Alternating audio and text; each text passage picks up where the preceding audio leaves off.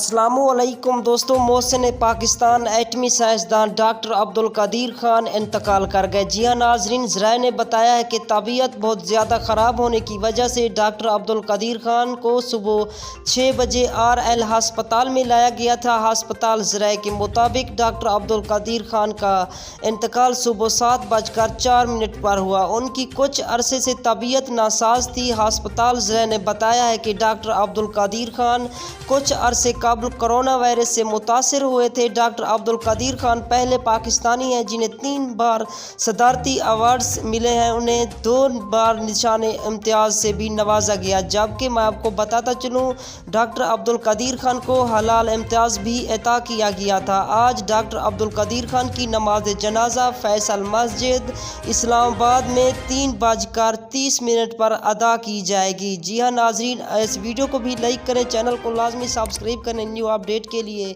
और साथ ही खड़े बेल आइकन को भी ज़रूर इनेबल कर दें।